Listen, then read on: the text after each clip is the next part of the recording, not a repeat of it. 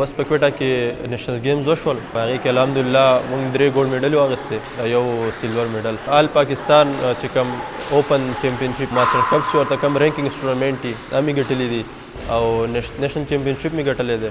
کوچ دپاره د ټول نه غټ د اعزاز خبره دی چې لکه د هغه سټوډنټ د هغه پلیر ګولډ میډل اخلي. د دې نه غټه خوشحالي د کوچ دپاره زه یم چې بله نشته. زموږ د سوات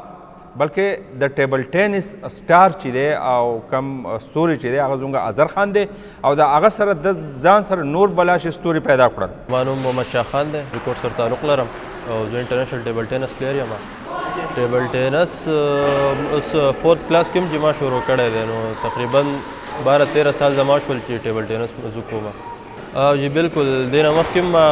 ډېر نیشنل او انټرنیشنل ایونټونه هم ګټلي دي او 2021 کې نیشنل چیمپیون پاتې شوم او اوس په کوټه کې نیشنل ګیمز وشول نو په هغې کې الحمدلله موږ 3 ګولډ میډل واخیستې یو سیلور میډل پکې واخیستو. مختلف کیټګریز ول ټیم ایونټس ول ډبلز مکس ډبلز او انډیویجول کوم چې سنګلز ورته وایي. په ډبل کې ما سره زما هغه ټیم میټ و فیضان ظهور دا د پنجاب دی نو موږ په ډبل کې هم ګولډ واخیستو. په ټیم ایونټس کې هم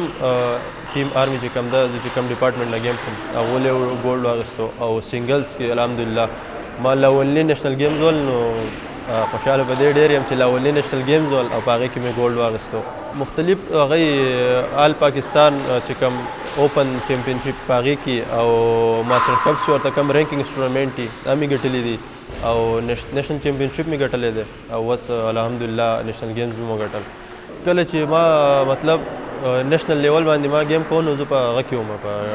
پروینشل چې کوم دغه دی صوبې کې پي کې نه بلوېدم. بیا ورو ورو داسې ښه پرفارمنس راغله نو هغې نه بعد بیا واوډا مې جوین کړه 3 کاله د هغو دپاره لوېدم. بیا د هغې نه بعد مې اوس پاکستان آرمي چې کوم ډپارټمنټ دی هم یې جوین کړو نو اوس د هغو دپاره گیم کوم. کوچ په باره کې خو زما سره څه الفاظ نشته ولې چې یوازې زه نه یم هسې نور ډېر پلیران هم دي چې هغه یې ټرین کړي دي. زما نه سینیر دی محمد رمیز خان او باستالي دی زویمه هسې نور ډېر پلیران هم دي نو سپورټ نشته. کم تاسو چې دا حال ګورئ دا هم لکه مطلب دا دوی پخپله هغه رخ کړی سیلف هغه باندې نو زموږ سره د حکومت هم څه هغه نشته چې لکه مونږ لږ فاینانشلی هم دومره سپورټ کړي انټرنیشنل ایونټس او دې دپاره هم مونږ لږ سپورټ وکړي. دا زموږ کوچ دی چې هغه هر څه په خپل سیلف باندې کوي دی خوا کله چې په انټرنیشنل لیول پرفارمنس وشي نو مونږ کې صرف دا دی چې کرکټ والا زیات توجه ورکوي کرکټ نه باقي که هر گیم دی که هغه ټیبل ټینس والی بیډمنټن والی دومره سپورټ نه میلاویږي نو دا دی چې د سپورټ کمیش دی پاکستان کې او ډېر زیات دی لږ هم نه. کرکټ نه بغیر چې کوم دی که نه نور یو سپورټس باندې دونه توجه نشته څونه چې په کرکټ باندې ده نو موږ د حکومت نه دا درخواست هم کوو چې نور سپورټس هم دی لکه هغو باندې هم لږ توجه وکړي ولې چې ډېر ټیلنټ دی.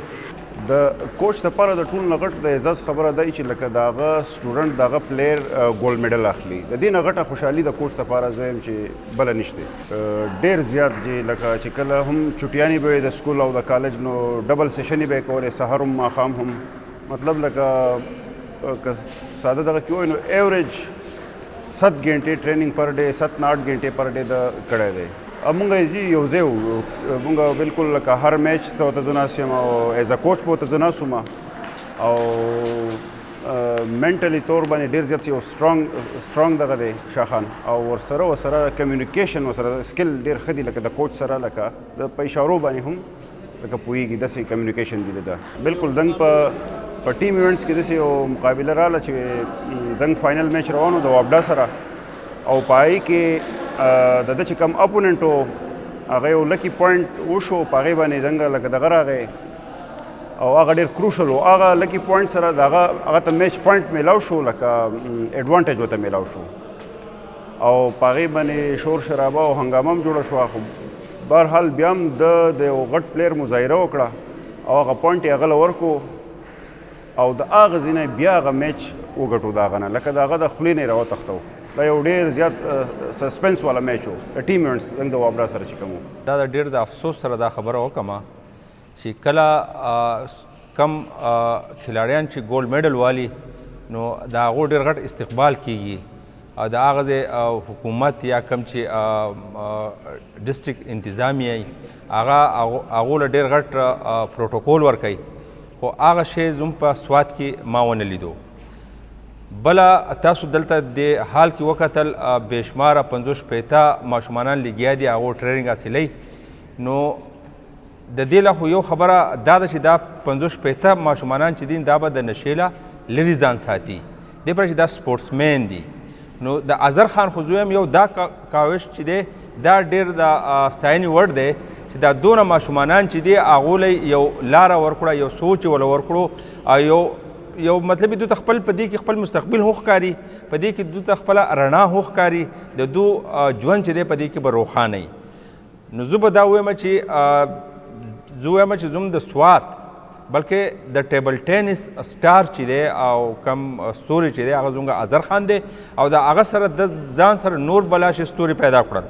چې هغه د شاخان په شان او نور داسې کھلاړیان چې دي هغه